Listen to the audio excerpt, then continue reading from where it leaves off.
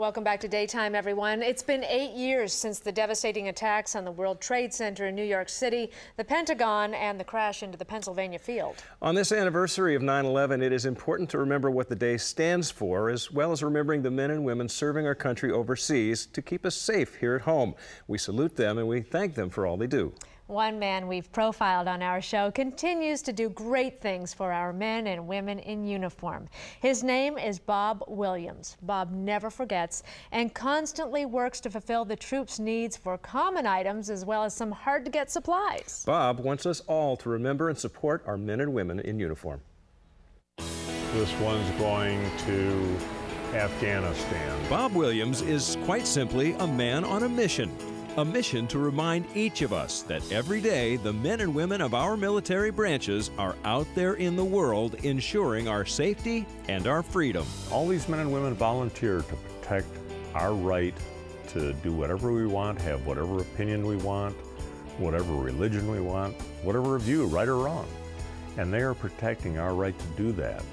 But yet every day we are cutting down on the amounts of things that we're sending to these boys and girls. The boys and girls, as Bob likes to refer to them, while part of the giant U.S. military machine, are sadly lacking some of the basics of life. So he's decided to dedicate his life to changing that sad fact.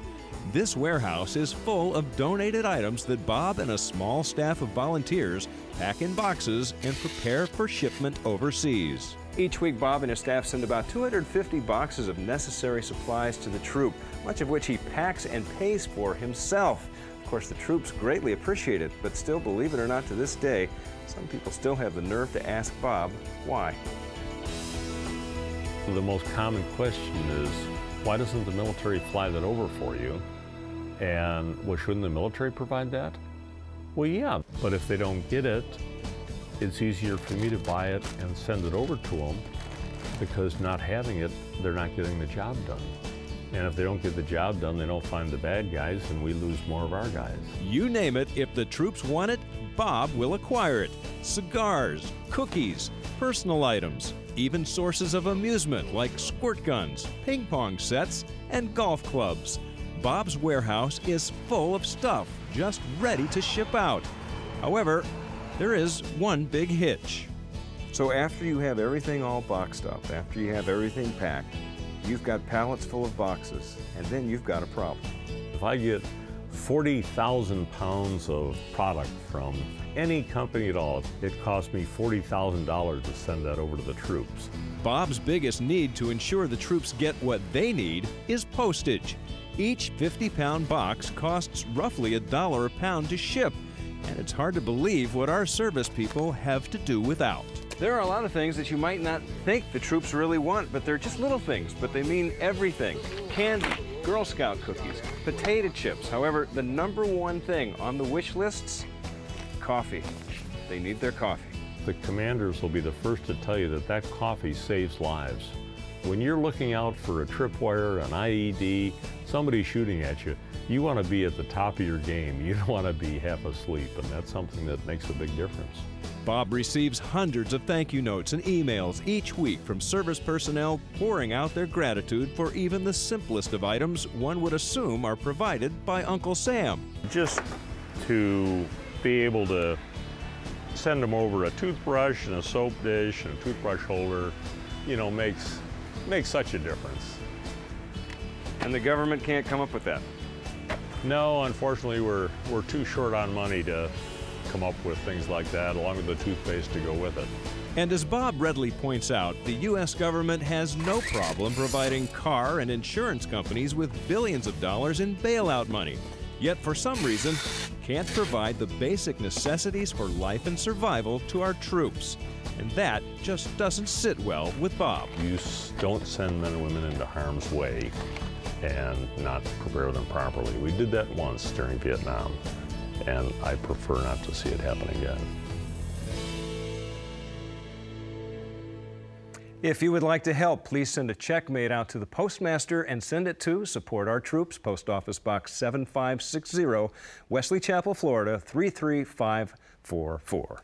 And Bob Williams joins us right now. Hi, Bob. Hi, how are you? Thanks for coming back. We do appreciate it. You do. What Yes. a wonderful service. Very, very honored. We wanted to read a couple of letters that we received from some of the troops, or that you've received, actually, in gracious thanks. Thank you. This one reads, Bob, thanks a million for the weather stripping. It came just in time. We had a huge dust storm come through this evening, and also the light bulbs were perfect. Now we have some light in our rooms. Thank you for all you do, Bob.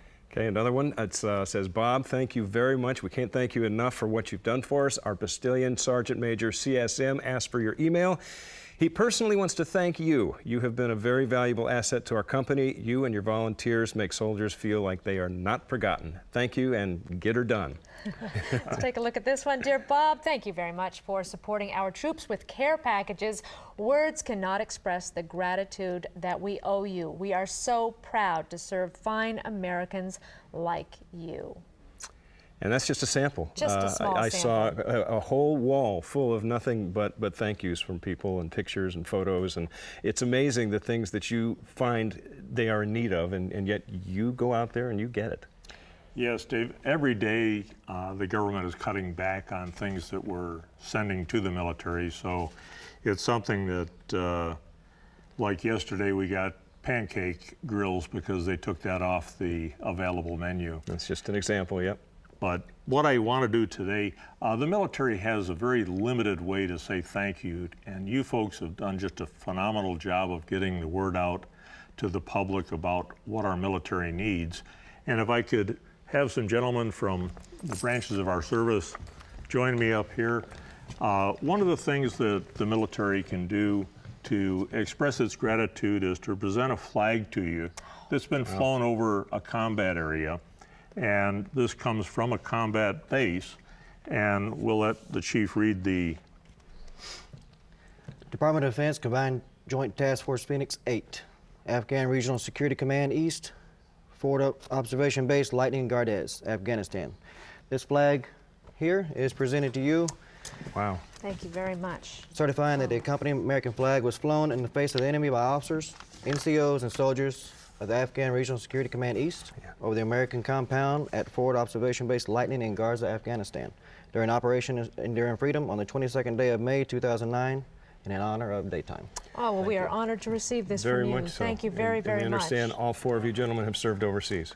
Yes. We thank you you for your and your service. colleagues very much, and Bob Williams, we thank you as well. thank you all very much. We're very honored. On behalf of all of Daytime, we appreciate this very much. If you missed the address where you can help, go to our website, daytimeonline.tv, and you will find all the information there. Thanks again. Yep, gentlemen, Daytime will be right back. Thank you.